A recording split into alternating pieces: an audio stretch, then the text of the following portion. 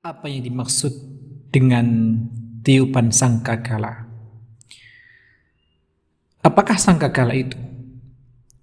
Maka Allah Subhanahu wa taala mengatakan, A'udzubillahi minasyaitonir rajim. Bismillahirrahmanirrahim. Wa yawma yunfakhu fis-suri fafazi'a man fis samawati wa man fil ardi illa man syaa Allah wa kullun atauhu dakhirin.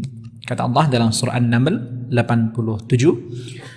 Allah mengatakan, dan ingatlah pada hari ketika sangkakala sur ditiup, fafazi'a man fis samawati wa man fil ardi, maka terkejutlah apa yang ada di langit dan apa yang ada di bumi, illa man syaa Allah, kecuali orang yang dikehendaki Allah Subhanahu wa taala.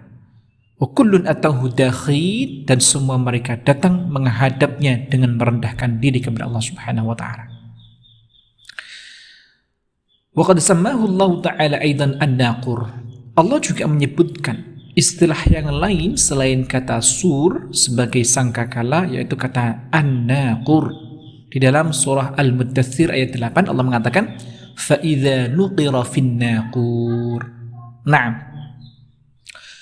Maka ini juga bermakna sangkakala, ya, bermakna sangkakala. Kemudian Allah juga menyebutkan istilah yang lain selain kata sur, yaitu kata naqur dalam surah Al-Muddathir ayat 8. Allah mengatakan fa idza nuqira fin naqur. Maka apabila atau tatkala sangkakala ditiup. Fasur wan naqur ismani limusamma wahid. Walakin ma huwa as-sur. Dan dari sini kita bisa memahami bahwa istilah sur atau an-naqur adalah dua istilah yang digunakan untuk menyebutkan satu makna, yaitu apa? Sangkakala. Maka apa yang dimaksud dengan sangkakala itu atau sur itu? Maka Nabi pernah mendefinisikan as-sur sebagaimana terdapat dalam hadis riwayat Abdullah bin Amr. Maka suatu hari seorang badui datang menghadap Nabi sallallahu alaihi wasallam. Qal masur, apa itu sur wahai Nabi sallallahu alaihi wasallam? Nabi mengatakan as-suru qarnun yunfakhu fihi. Maka sur itu adalah tanduk yang ditiupkan, ya. Sangkakala as-sur adalah tanduk yang ditiup, ya, yang ditiup. Dan penafsiran Nabi ini, penjelasan Nabi ini mematahkan semua pendapat yang bertentangan dengan pengertian as-sur. Karena setelah ini kita akan coba kupas beberapa pendapat tentang makna sur ini oleh beberapa sebagian ulama. Nah, Imam Al-Mujahid berkata, as-sur itu berbentuk seperti trompet.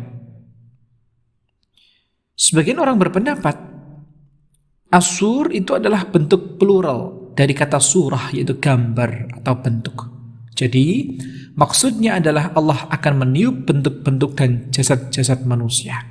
Dan pendapat ini adalah pendapat yang keliru, baik secara syara' maupun kebahasaan. Secara syara', makna sur ditafsirkan Nabi dalam hadisnya di atas yang tadi kita sebutkan, bahwa itu sangat jelas dan gamblang sekali mengenai makna sur, yaitu adalah tanduk. Seperti halnya komentar Ibnul Manzur, as-sur adalah al-qarn, yaitu tanduk. Dengan makna seperti itulah kalangan mufassir menafsirkan firman Allah, dan ingatlah pada hari ketika sangkakala atau sur ditiup, An-Naml 87 yang tadi kita sebutkan. Nah, kemudian menurut Abu Ali, kata as-sur dalam firman tersebut adalah bentuk plural dari kata as-surah, gambar. Ya, kemudian Abu Haytham menuturkan satu kelompok menentang pendapat itu. Mereka mengingkari bahwa as-sur bermakna tanduk sebagaimana mereka mengingkari arsh, timbangan amal, mizan, dan jembatan surat. Mereka mengklaim bahwa kata as-sur adalah bentuk plural dari kata surah, sebagaimana kata as-suf yang merupakan bentuk plural dari kata as-sufah, dan kata as-thawm yang merupakan bentuk plural dari kata as-thawmah. Mereka menukil pendapat ini dari Abu Ubaidah. Maka Abu Al-Haytham melanjutkan, pendapat ini sangat keliru. Pendapat ini sangat keliru. Bahkan itu merupakan penyimpangan atas kata-kata Allah Subhanahu wa taala dari makna aslinya. Sebab Allah berfirman, Dia membentuk rupamu dan lalu memperbagus rupamu. Suwarakum fa ahsana suwarakum. Ya. Di sini huruf waw dibaca fathah. Dan kami tidak pernah mengetahui seorang pun yang membacanya surakum. Surakum, ya. Tapi suwarakum. Begitupun dengan firman Allah, dan ingatlah pada hari ketika sangkakala ditiup, An-Naml 87 tadi. Jadi orang yang membaca firman tersebut dengan suar atau surakum telah berbohong dan mengganti firman Allah Subhanahu wa taala. Dan termasuk di antaranya Abu Ubaidah sendiri adalah orang yang gharib, tidak diketahui identitasnya dan tidak memahami ilmu nahwu. Nah, Allah menyebutkan suara tiupan as-sur, ya, suara tiupan as-sur oleh malaikat Israfil dengan sejumlah nama. Yaitu yang pertama adalah an-nafkhah, yang kedua adalah as-sayhah, yang ketiga adalah ar-rajifah, yang keempat adalah az-zajrah. Naam. Maka apa yang dimaksud dengan an-nafkhah? An-nafkhah dalam surah Al-Haqqah ayat 13 Allah mengatakan, maka apabila sangkakala ditiup sekali tiup. Maka apabila sangkakala ditiup sekali tiup. Ya, pada surah fa idza nufikha fis suri nafkhatun wahidatun. Fa idza nufikha fis suri nafkhatun wahidatun. Naam. Kemudian yang kedua adalah kata sayhah, yaitu suara tiupan as-sur, itu adalah yang kedua adalah as-sayhah. Dalam Yasin 49 Allah mengatakan, ma yanzuruna illa sayhatan wahidatan ta'khudhuhum wa hum yakhsimun. Mereka hanya menunggu satu teriakan as-sayhah yang akan membinasakan mereka ketika mereka sedang bertengkar. Nah, kemudian istilah yang ketiga terkait dengan suara dalam sur itu adalah ar-rajifah. Kata Allah dalam An-Nazi'at ayat 6 ayat 7, yauma tarjufur rajifah tatba'uha ar-ratifah. Maka pada hari ketika tiupan pertama ar-rajifah mengguncangkan alam, tiupan pertama itu diiringi dengan tiupan kedua ar-ratifah. Nah, kemudian yang keempat adalah az-zajrah. Dalam An-Nazi'at ayat 13 Allah mengatakan, fa innama hiya zajratu wahidah. Fa innama hiya zajratu wahidah. An-Nazi'at ayat 13. Maka pengembalian itu hanyalah dengan sekali tiupan. Jadi Israfil meniupnya dengan tiupan yang keras, yakni tiupan dengan kemarahan yang kemudian mengakibatkan teriakan yang keras sehingga mengguncang bumi dan hati manusia. Itulah di antara istilah tiupan di dalam sur oleh malaikat Israfil yang Allah sebutkan pula di dalam beberapa ayat di atas tadi. Nah, sahabat al-hikam dirahmati Allah Subhanahu wa taala, itu di antara dalil-dalil terkait dengan penyebutan as-sur atau an-naqur di dalam Al-Qur'an. Nah, maka sekali lagi kedua hal tersebut memiliki makna yang sama, yaitu adalah sangkakala. Adapun poin yang empat tadi adalah di antara nama-nama suara, ya, nama-nama suara tiupan di dalam as-sur itu sendiri. Nah, kemudian timbul pertanyaan, berapa kali sangkakala ditiup di akhir zaman nanti? Maka dari sini mu'allif rahimahullah ta'ala mengatakan ada dua pendapat dari kalangan ulama terkait jumlah tiupan sangkakala pada akhir zaman nanti. Maka pendapat yang pertama menyebutkan sebanyak 3 kali tiupan. Ya, 3 kali tiupan, ini pendapat yang pertama. Yaitu apa? Tiupan faza', ketakutan, tiupan sa'iq, kematian, atau tiupan ba'ats, yaitu tiupan kebangkitan. Maka ketika tiupan ini disebutkan pula oleh Allah Subhanahu wa taala dalam Al-Qur'an. Yang pertama, Allah mengatakan di dalam surah An-Naml 87. A'udzu billahi minasyaitonir rajim. Bismillahirrahmanirrahim. Allah mengatakan, "Wa yauma yunfakhu fis suri fafazi'a man fis samawati wa man fil ardi illa man sya'allahu wa kullun atahu dakhirin, yang tadi kita sebutkan juga. Dan ingatlah pada hari ketika sangkakala ditiup, maka terkejutlah. Fazi'. Ya, di sini kata fazi', fafazi'a man fis samawati wa man fil ardi. Maka al-faza', tiupan faza' ini disebutkan gitu ya, sebagai tiupan yang pertama. Bagi yang berpendapat bahwa ada 3 kali tiupan, maka faza' adalah tiupan yang pertama.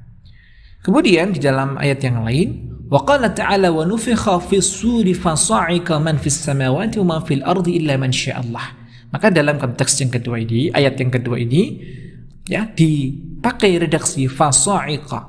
Ya, fasa'iqa. Maka tiupan sa'iq. Tiupan sa'iq adalah tiupan kematian.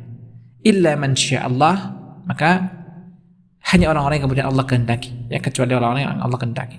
Nah, kemudian thumma nufikha fihi ukhra fa idza hum qiyamun yanzurun, maka kemudian tiupan berikutnya adalah ukhra. Dalam konteks ini mereka memahami adalah tiupan ba'ats, ya, tiupan ba'ats, yaitu tiupan kebangkitan. Waqalu, dan menurut pendapat ini ya mereka mengatakan bahwa tiupan ketakutan al-faza' berbeda dengan tiupan kematian. Jadi tiupan al-faza' berbeda dengan tiupan kematian menurut pendapat yang pertama ini. Maka dalil mereka adalah hadis As-Sur yang cukup panjang yang mengisahkan 3 tiupan sangkakala. Ibnu al-Arabi, Ibnu Katsir, Ibnu Taimiyah, As-Safarini dan sejumlah ulama yang lain menilai pendapat pertama ini rajih menurut mereka. Tayyib. Kemudian pendapat yang kedua menyatakan bahwa tiupan sangkakala itu sebanyak 2 kali saja, yaitu tiupan kematian yaitu as-sa'iq dan tiupan kebangkitan al-ba'ats. Menurut pengusungnya, pendapat ini ditegaskan oleh makna lahiriah teks-teks Al-Quran. Di antaranya Allah mengatakan di dalam surah Yasin, ya, mereka hanya menunggu satu teriakan yang akan membinasakan mereka ketika mereka sedang bertengkar, sehingga mereka tidak mampu membuat suatu wasiat dan mereka juga tidak dapat kembali kepada keluarganya. Lalu ditiuplah sangkakala, maka ketika itu mereka keluar dari kuburnya dalam keadaan hidup menuju kepada Tuhan. Mereka berkata, celakalah kami, siapakah yang membangkitkan kami dari tempat tidur kami, yaitu kubur. Inilah yang dijanjikan Allah Subhanahu wa taala yang Maha Pengasih, dan benarlah Rasulnya Muhammad sallallahu alaihi wasallam. Maka sahabat yang dirahmati Allah Subhanahu wa taala, dari ayat ini Ibnu Abbas berkata, sangkakala itu ditiup 2 kali, yaitu tiupan pertama dan tiupan kedua.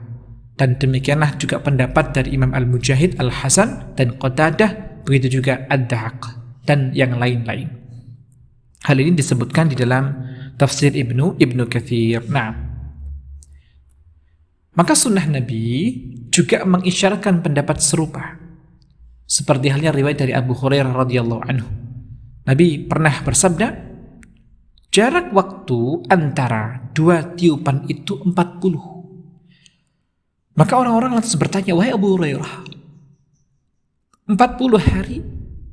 Ia menjawab, aku tidak mau mengatakan. Mereka bertanya lagi, 40 bulan? Mereka menjawab, Abu Hurairah menjawab, saya tidak mau mengatakan. Masih bertanya lagi, 40 tahun? Abu Hurairah pun tetap menjawab, saya tidak mau mengatakan. Maka hadis ini secara gamblang menyebutkan ada dua tiupan. Nah, riwayat yang lain dari Aus bin Aus bahwa Rasulullah Shallallahu Alaihi Wasallam bersabda, sesungguhnya sebaik-baik hari kalian adalah hari Jum'ah. Saat itu Adam diciptakan dan diwafatkan, sangkakala ditiup dan kematian terjadi. Maka perbanyaklah salawat untukku pada hari itu, yaitu Jum'ah, karena sesungguhnya salawatmu akan dipersembahkan kepadaku Sejumlah sahabat berkata, maka kemudian, wahai Rasulullah, bagaimana kami mempersembahkan salawat kepadamu sementara tulang-tulangmu telah rusak? Maka Nabi SAW menjawab, Allah mengharamkan bumi merusak jasad para nabi. Nah, pendapat kedua ini dikuatkan dari sisi kebahasaan. Allah berfirman, dan sangkakala pun ditiup, maka matilah semua makhluk yang di langit dan di bumi, kecuali mereka yang dikehendaki Allah Subhanahu wa ta'ala. Kemudian ditiup lagi, tsumma nufikha fi ukhra. Sangkakala itu maka seketika itu mereka bangun dari kuburnya menunggu keputusan Allah Subhanahu wa ta'ala. Nah, dari sisi bahasa yang dimaksud adalah firman Allah kemudian ditiup sekali lagi, yaitu kata ukhra, seperti dijelaskan di dalam lembaran-lembaran awal. Maka kata ukhra adalah untuk muannas kata akhar, dan kata ini tidak digunakan oleh orang Arab kecuali untuk menyebut dua benda yang sejenis. Jika dikatakan seorang laki-laki datang lalu disusul oleh akhar, ya, yaitu seorang laki-laki yang lain, atau seorang perempuan datang lalu disusul oleh ukhra, seorang perempuan yang lain, maka dimaksudkan adalah dua orang laki-laki atau dua orang perempuan saja. Atas dasar ini, firman Allah kemudian ditiup sekali lagi, menunjukkan bahwa jumlah tiupan sangkakala itu dua kali. Maka cukup keliru pernyataan pengusung pendapat yang pertama menurut ya mu'allif rahimahullah ta'ala terkait dengan kata faza' itu berbeda dengan kematian. Yang benar adalah ketika manusia mendengar tiupan pertama, mereka ketakutan sekaligus langsung mati. Nah, hal ini kemudian dikomentar oleh Ibnu Hajar. Beliau berkata bahwa perbedaan kematian dan ketakutan tidak mengandaikan bahwa keduanya tidak terjadi secara bersama-sama pada tiupan pertama. Nah, dalam hadis juga ditunjukkan bahwa tiupan pertama akan didengar semua manusia. Bahkan sampai ke tempat terjauh sekalipun, mereka akan mendengar tiupan itu dengan seksama. Ketika tiupan itu semakin kuat, keras, maka langsung ketakutan dan lalu mati. Nah, sahabat hikam dirahmati Allah Subhanahu wa ta'ala, maka kemudian di dalam riwayat yang lain, Abdullah bin Amr meriwayatkan bahwa Rasulullah SAW bersabda, Dajjal akan keluar kepada umatku lalu tinggal di antara mereka selama 40, ya, sampai beliau bersabda, setan muncul di hadapan mereka dan berkata, tidakkah kalian memenuhi ajakanku? Mereka menjawab, apa yang engkau perintahkan kepada kami?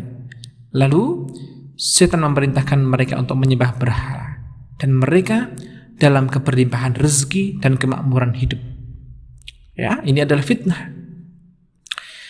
Maka sangkakala ditiup, tak ada seorang pun kecuali mendengarkannya dengan seksama.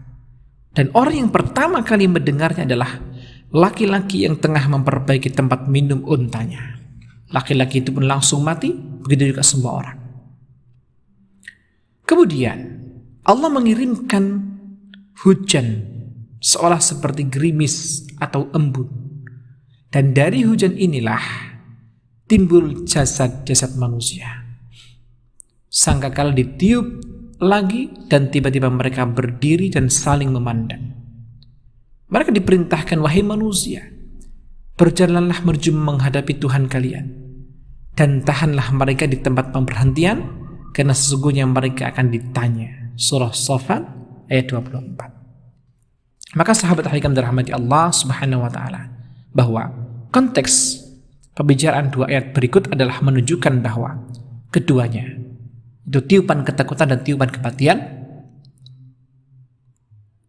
adalah satu tiupan.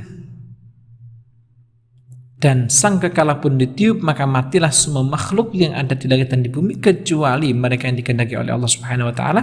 Dan ingatlah pada hari ketika sangkakala ditiup, maka terkejutlah apa yang ada di langit dan apa yang di bumi, kecuali dikehendaki Allah Subhanahu wa ta'ala. Nah, kemudian Imam Al-Qurtubi rahimahullah ta'ala juga berkata bahwa yang benar adalah tiupan sangkakala itu 2 kali berdasarkan adanya istisna, pengecualian dalam firman Allah Subhanahu wa taala, kecuali yang dikehendaki Allah di masing-masing dari 2 ayat tersebut. Maka pendapat kedua ini dimenangkan atau dirojehkan oleh Imam Al-Qurtubi, Al-Baghawi, Asy-Syaukani, begitu juga Ibnu Hajar Al-Asqalani dan beberapa ulama yang lain. Maka Ibnu Hazm mengemukakan juga pendapat yang lain yang malah justru lebih jauh dari pendapat yang satu dan kedua. Maka beliau mengatakan bahwa sangkakala ditiup sebanyak 4 kali. Maka menurut ulama yang lain pendapat ini adalah lebih jauh kelirunya ketimbang pendapat pertama dan pendapat yang kedua. Maka insyaAllah pendapat kedualah yang secara mayoritas dipilih oleh para ulama menjadi hal yang perlu kita yakini, bahwa as-sur, ya, sangkakala itu akan ditiup sebanyak dua kali.